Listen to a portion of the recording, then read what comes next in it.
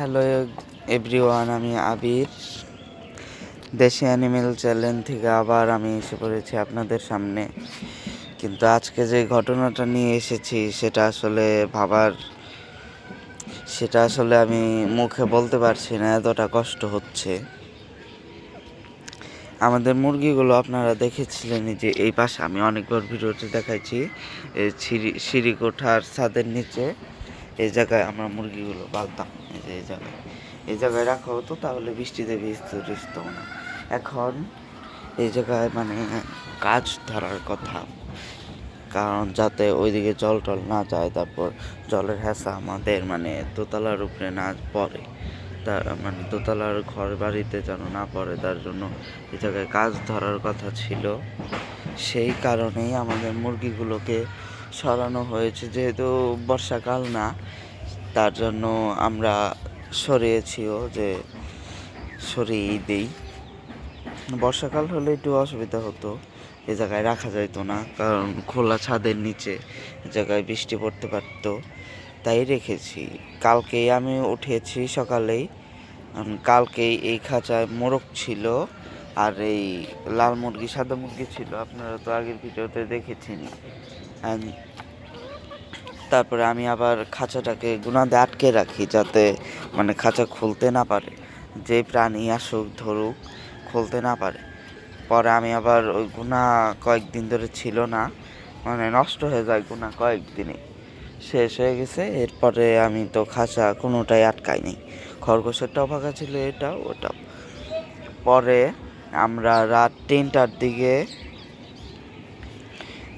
অনেক দাপড়ি শব্দ পাইতাছি, পরে আসছি, এসে দেখি যে মোরগ খাঁচায় নাই, অনেক পালক পরে রয়েছে নিচ দিয়ে, এই যে দেখতে পাচ্ছেন, এখনও কিন্তু অনেক পালক দেখতে পাবেন, এটা সবই লাল মোরগের পালক।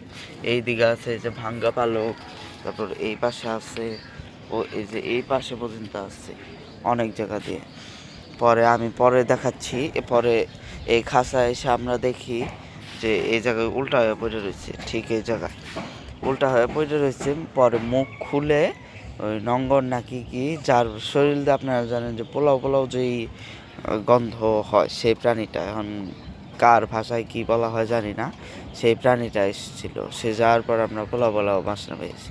আর আমিও ঘুমাইছি, তখন মনে হয় আমি একটু ওয়াশরুমে যাওয়ার জন্য উঠেছিলাম, তখন আমি ভাবছি যে শব্দ হয়েছে। আর এর মধ্যে আমার বাবা মাও শব্দ পেয়েছে যে ছাদে যেন কিসের শব্দ হয়, আর ছাদে শব্দ হলে তো নিচতলায় সবই শোনা যায়, আপনারা হয়তো জানেন। পরে এসে দেখি খাঁচার মুখ খোলা, লাল মুরগি আর সাদা মুরগি রয়েছে, মোরগ নেই। পরে মোরগ নেই, আমরা তো প্রথমে বুঝেই গেছি যে কিছুই হামলা করেছে। পরে এই দিক দিয়ে দেখলাম, এই দিক দিয়েও অনেক পাক পড়ে রয়েছে সব জায়গাতেই, হয়তো ওকে যখন ধরেছিল কোনোভাবে ছুটে যেও দৌড় দিয়েছিল, পরে তখন ওকে কামড়ে ধরা নাই, তারপরে এই কিনারে এসে ওকে কামড়ে ধরা হয়েছিল। এই পরে আমরা খুঁজতে আমরা তো ভাবছি যে নিয়েই গেছে, আর আমরা যখন আসছি নঙ্গর ছিল না। পরে দেখি যে এই জায়গায় মোরগটা পড়ে রয়েছে, একদম শেষ, একটু পরে মরে যেত, এরকম অবস্থা। পরে বাবা বলল যে যেহেতু ঝুঁটির ওই জায়গায় কামড় বসাইছে, ঝুঁটির পরে মাথার যেই চান্ডিটা সেই জায়গায় কামড় বসাইছে। পরে আমি বললাম যে গলা পর্যন্ত না রেখে তাড়াতাড়ি ওকে কেটে ফেলো, কারণ না কাটলেও নাই, ও মরেই যেত। সারা রাত ভরে যে অবস্থা হয়েছিল, ওটা আমি শিওর ওটা মরে যেত।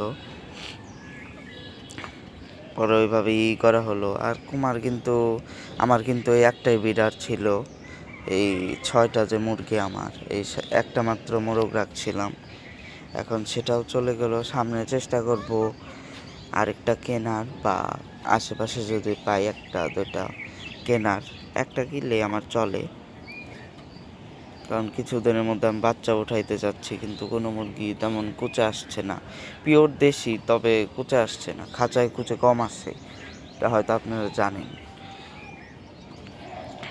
খরগোশ দেখুন কফির পাতা খাচ্ছে। আর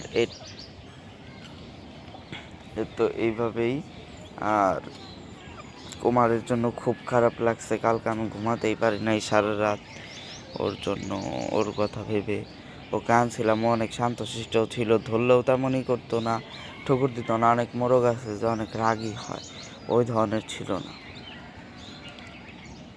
ও অনেক ভালো ছিল। ওরা আমার অনেক দিন রাখার ইচ্ছা ছিল, যতই বয়স হোক।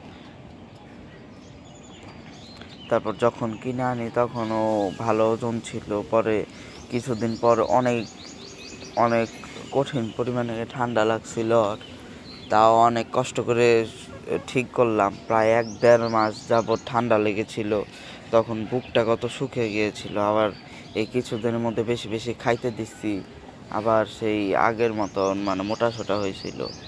ওর ওজন প্রায় 2 কেজির মতন হইতো। তা কালকে রাত্রে এই ঘটনা ঘটে গেল। পরে আমি খাঁচার সবটির মুখ আটকে দিয়েছি, কালকে মনে হয় আবার এসেছিল। পরে যে কাঠ এগুলো ভালো করে দিয়ে দিয়েছি যাতে ধরতে না পারে, কারণ খাঁচার মুখ বন্ধ থাকলে খাঁচা খোলার কোনো সমস্যা থাকবে না। আবার যে মুরগিগুলো শুধু ওই যে মাথা বের করে এই জায়গা দিয়ে, আবার বাইরে বসতে মাথা বের করে, এগুলো কেউ মাথায় কামড় টামড় দিতে পারে, ওই জায়গাও আমি বন্ধ করে দেব, চেষ্টা করব, কারণ এইভাবে চালানো যাবে না। দেখি কি করতে পারি। আর আমার ওই পাশের মুরগিগুলো একদম মানে চিল্লাচিল্লি শুরু করেছে। আর কুমারের চ্যানেলে একটা ছবিও দিয়ে দিব, তাহলে আপনারা বুঝতে